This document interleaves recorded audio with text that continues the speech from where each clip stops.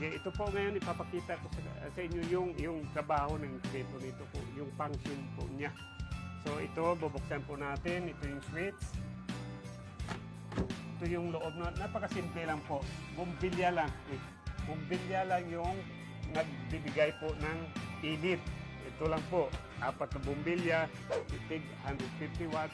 Kaya po ito magpisa kahit 500 na itlog. Isang kagandahan lang, yung bumbilya madali palitan ng tao ko kahit wala ako dito. Kung nasa seminar ako, kung masira man dyan, kaya nila agad palitan. Whereas yung itong automatic, kailangan pa talaga ng technician. So dito, minimaintain po natin yung 98 degrees lang siya, yung sa papisa po natin. Dapat yung sa hatchery po natin, mas mababa kunti yung temperatura kisa sa freezer po natin. So napakadali para sa akin dahil